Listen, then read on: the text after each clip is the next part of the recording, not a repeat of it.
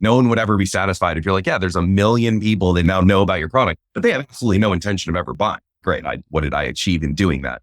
So look at the signals of, are you cultivating opportunity? Are you playing a role in the journeys of transactions? Are you seeing momentum towards your brand? Are you seeing sentiment? Are you being mentioned in social channels? Are you seeing traffic to your site? Are your branded searches going up? Are you seeing more engagement in different ways? Are you seeing more response rate in your call to action follow-up message? Are you seeing anything that indicates a result of brand awareness happening, education happening, those types of things? Like, you have to look at that.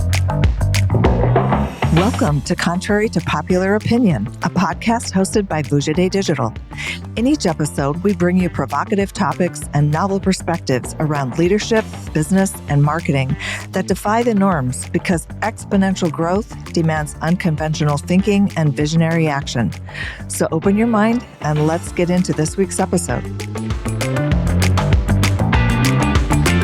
Hi, I'm Kelly McGuire. I'm a co-founder of Vujade Digital and excited to get into today's topic. Hi, everyone. This is Todd, Kelly's co-founding partner of Vujade Digital. And today we're going to talk about something we struggle with and probably lots of agencies and lots of brands struggle with, and that is short-term sales or long-term brand building. Can you do both? Do you have to do one or the other? Which one's more valuable? Maybe it matters at what point in time or life stage your business is in, but we're going to talk about that today. And we can talk about it just in broad strokes, maybe in the beginning, Kelly, but seems like short-term sales is always what clients want. They need, revenue. Very few think that building a brand is needed. And let's face it, not everyone is Coke or Nike or one of those brands where it already exists. But so for the rest of the brands out there that don't get to enjoy that brand equity, short-term sales, brand building, one come before the other? Do they coexist at the same time? What are your thoughts? Yeah, so this will be an interesting topic to cover. My first thought that comes to mind, and there's quite a few that we'll go through, is a lot of the conversation where it's going to land right now. I'll place a lot of the blame at the feet of Meta, or what was Facebook. There were a couple of years there not too long ago where it fostered an environment where brand didn't matter as much. There was just this virtual printing press of money where you could just go and use a tool to drive what was kind of crazy sales for a while. And that was the rise of this direct to consumer, direct to brand, quick sales. It was a lot of the fast fashion in these mattress companies, all these things, because there was this vehicle that you put in $1 and you got 10 out. And it was almost this drug that people got hooked on there. And obviously we all know that Meta got hauled up in front of Congress and people kind of caught on that there was this system that maybe wasn't ideal for the world in the way that it was structured, and it was in there, and there was a new reality. There's a kind of a crash to earth, and there was a lot of hard realities that came to life from that. But I think it came back around to getting off of that train and understanding, okay, well, we're to the reality of, I have to build a product of value that I can convey, that people have an answer to the question of why should I buy this? Or more importantly, why should I buy this versus the other things that I can buy? Because you're rarely entering a market where you're the only one that exists. But it's been a struggle with a lot of clients to accept that reality and to not want to go back to those days. And so whenever we talk about the subject, I think back to an analogy that we came up with. It was forever ago. A lot of people use the term low-hanging fruit. So there was this idea around that we'd come up with where this picture of the apple orchard, right? So yeah, you could go and pick all the apples that you could reach. Then you could get up on some ladders and maybe pick some of the higher fruit, and you could build some things and get up there. But eventually there's only as much fruit as what's on the tree, and there's only as many trees as exist in the orchard, right? At some point, if you want any more than your small reality, you have to plant more trees. You have to water them. You have to nurture them. You have to grow your orchard. There has to be a place to go extract this value from, and you have to play a role in it. Otherwise, you're just going out finding wild trees and hoping for the best. And if you're in a desert, you're not going to find yourself very well. It's not the greatest analogy, but it's this idea around, you can't just go to market and say, hey, I have this shiny object, buy it. What most brand managers think, isn't that what most owners think of their product is, I invented this product, or I came up with this product or this recipe or whatever it is. It solves this problem for someone, and it's awesome because ... and people should buy it ... They all think that. You said the problem right there. They think it because they've spent all of the time and the energy in their life to know about this product, to answer the questions. Why is it better? What does it do? They know it. Your average person flipping through Facebook or scrolling on Google or on an internet is thinking about your brand, your product, your industry. They don't have the research knowledge. You are trying to convince someone to buy something who's been thinking about you, isn't actively trying to buy you. Like, they are not putting that time. They're not sitting there being like, man, I really, really am dying for this new pair of shoes with this newfangled gel in it because it's in there. Like, you have to get their attention and get them to care about it and then convince them that what you're saying is true. And it's this whole process. And then you do that amongst an immense amount of noise in the market. Everyone is screaming and shouting, I have this great product. I have this new thing. You should buy this. People only have so much money and so much energy and so much time. And honestly, everyone's been burned by so much drop shipping and Alibaba and junk and all these things that there's skepticism, there's noise to break through, there's finite dollars in a shrinking economy and market. There's all these headwinds that you have to figure out. So to think that you can just say, look at my shiny object, buy it. It's so short-sighted. Even if lightning strikes, even if you are absolutely the luckiest person in the world and you run some campaign that is amazing, it's eventually going to die out. You got this miracle thing that happened. There's no longevity and sustainability to it. So you have to build a platform and a foundation so that you can have a good product, a good brand that answers the question of why I should buy. But then you have to build a marketing engine that isn't just flash in the pan TikTok sales that work for me in one area, but actually understands who is my core audience? Who's my secondary audience? What's the journey they go through? What is the process and the latency? What's the lifetime value? Understanding all these data points allows you to fundamentally year after year after year say, if I want to grow my business, what do I know? What's the market reality? And how can I have an influence on it? It's a much more structured and long-term approach, but it's what's important. But do you have to do all the brand building first before you can really go to market and generate sales, right? Because like you said, for a while, the ads just work. Social media just works. People just buy what they see everybody else buying or what they're talking about. I don't really know if that's building a brand. I grew up in the old school ad age. A brand is a promise and you have to pay off that promise. But now you can just run whatever you want on TikTok or Instagram or whatever. And people seem to just go, that's cool. I'll buy that. But there's no brand equity. There's no brand loyalty. There's no brand identity with so many of these companies. Now, there's definitely darling companies out there that have, I think, gotten brand right. And then as a result, their companies have really grown into the hundreds of millions of dollars, whether this be in the apparel industry or other industries. One example that's coming to mind was the e-bike company that you and I had the opportunity to consult with the owners on, to talk to them about, do you got to build a brand with this thing? Or can you just go D2C and think that you're going to sell enough bikes to pay for your media and make a profit and sort of reinvest it and keep doing that? And you know where we netted out with that. The media wasn't something that really made sense. And since then, I've seen them do everything from a content marketing standpoint to really try to create a brand story and a brand promise of how their particular product, which is very unique and different than all the other products in the market.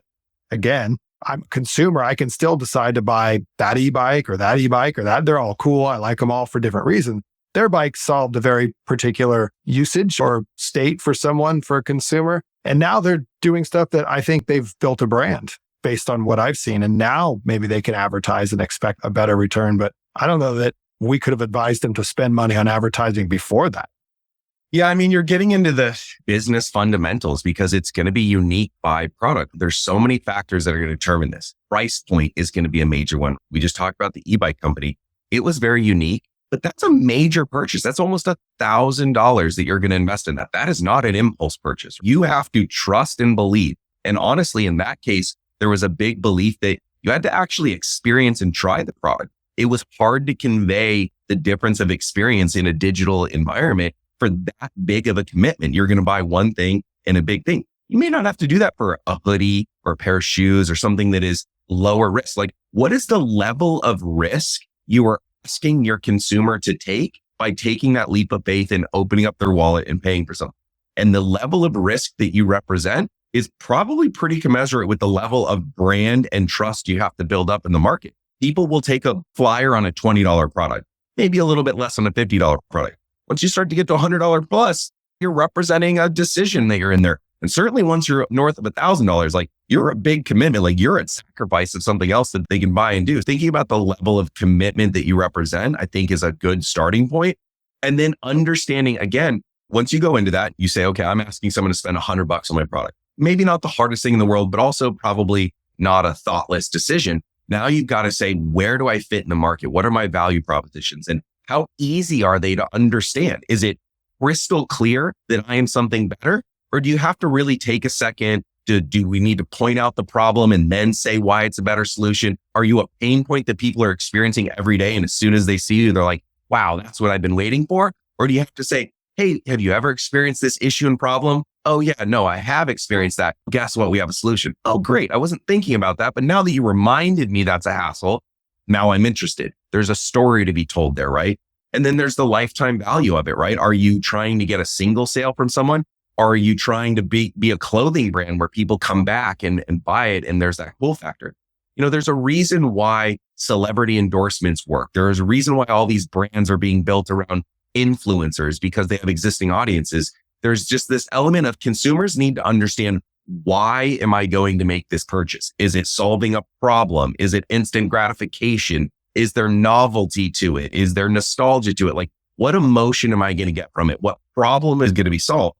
And expecting to be able to run one Facebook ad that highlights something to someone that they've never heard of, never thought of, and all of a sudden they're going to buy your product from you. It's not impossible, but it's certainly not a basis to build an entire business plan around. Sure, take that win if you get it. But if you want to build a company, a business, you need to look at the long term and figure out, how do I take advantage of what's there, that low hanging fruit? But how do I also plant my orchard long term and understand what's the right food to feed my trees? What's the right temperature? When is that seasonality? Like, learn about it so you can get the best yield out of it. One of the things we've run into a lot is, and it vacillates between this brand building and short-term sales. And that is, you talk about the customer journey, right? Every consumer, I'm a consumer, you're a consumer. We all learn about products, decide, like you said, does it solve a problem I know I have? Did it point out a problem I didn't know I had? Is it just something fun and cool and exciting that I want? Is it a luxury good or purchase that I don't need, but I just want because it makes my life more enjoyable for some reason, whatever. We talk about that journey, the funnel, right? And so you get the brand building people that want to talk very upper funnel and the brand and the content and the story. Then you, of course, you get the revenue optimization marketer who's like, I need sales. I need people buying my stuff and filling their shopping carts, buying the stuff.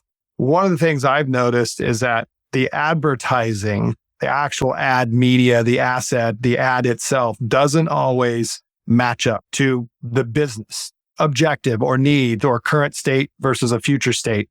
Do you think that is ultimately a very critical thing, or do you think you can just sort of have an evergreen brand message out there and that works? And the example I'm thinking of is a campaign we ran for a food company that I think at one point in time had 15 different audience profiles and 15 different creative executions for 15 different buyer types and purchasing sort of cycles. So is that too much or is it not enough?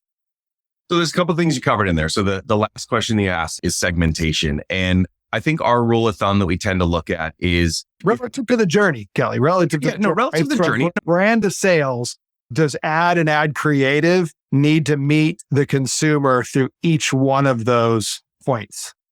There's a distinction between need to and benefit from. I don't think it needs to, but I think there are times when it can greatly benefit from it. And it's a byproduct of resource allocation. You have to look at, when is your dollar spent better in a concentrated environment versus a broader environment. And from a creative and a segmentation standpoint, our rule of thumb that we tend to look at is, if you were to start with one single message selling your brand or product, what can you say to anyone and everyone that would benefit from your product that would resonate with all of them?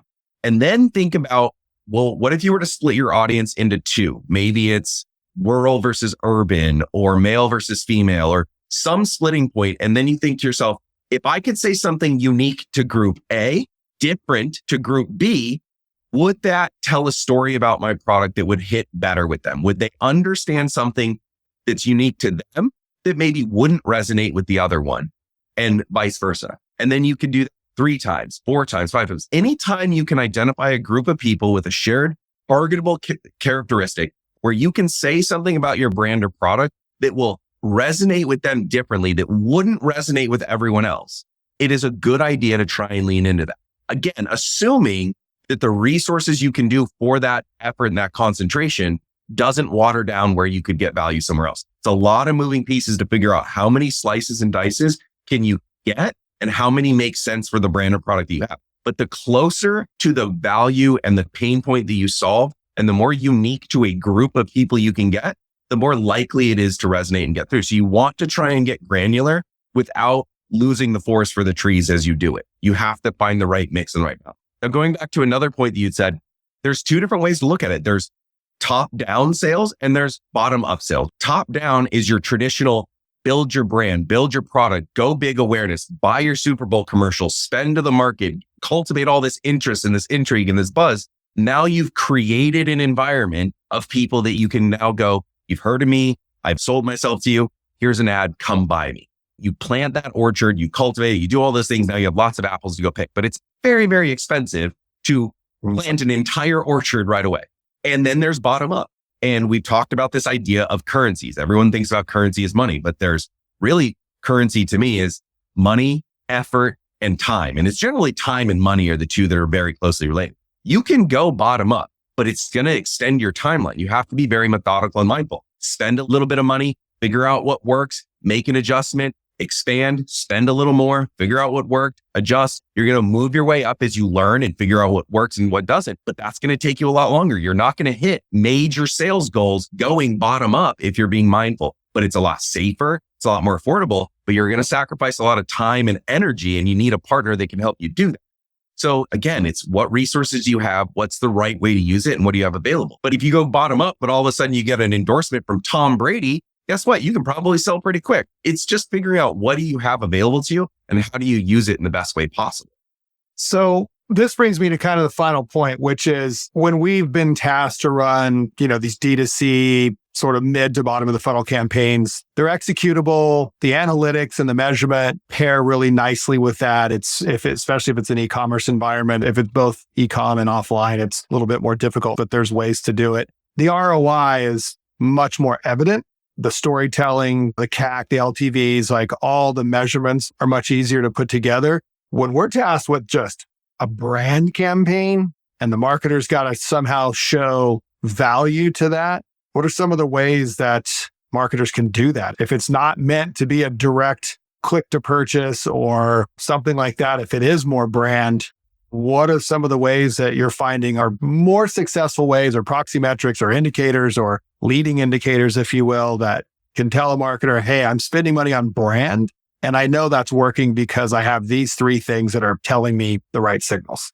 5 things or whatever. It's funny. I was having a similar conversation with this again at one of these conferences I was at. The idea of a brand campaign, again, unless you're Red Bull or someone like that, it's kind of comical to me because whoever spent money on brand without any expectation for selling anything out there, right? Like a brand campaign is still ultimately just a piece of acquisition campaign. You're still eventually hoping that it leads to someone either discovering or learning about you or caring about you in some way so that they buy your product. No one would ever be satisfied if you're like, yeah, there's 1 million people that now know about your product, but they have absolutely no intention of ever buying. Great. What did I achieve in doing that? So look at the signals of, are you cultivating opportunity? Are you playing a role in the journeys of transactions? Are you seeing momentum towards your brand? Are you seeing sentiment? Are you being mentioned in social channels? Are you seeing traffic to your site? Are your branded searches going up? Are you seeing more engagement in different ways? Are you seeing more response rate in your call to action follow-up message? Are you seeing anything that indicates a result of brand awareness happening, education happening, those types of things? Like you have to look at that. And there's a lot of tools that are coming in here. There's a lot of mixed media modeling and cohort analysis and the ability to look at presence and market of media and how that correlates to business results, not direct attribution, but correlation of X leads to Y and the outcomes and understanding. How do I look at the relationships between those? How do I look at the movement between those? When I do one thing, how long does it take before I see movement somewhere else in the channel? And these become really, really important. And it kind of highlights what I would say is my biggest pet peeve in this field, which is the level of expectation we see of what media in and of itself is capable of doing. I would say the hardest conversations that we tend to have in these spaces are when, from a media perspective, we are achieving everything that media realistically can. We're getting eyeballs from targeted people who are the right people who should buy. We're getting traffic. We're getting consideration. We're getting bats, if you will, by the media.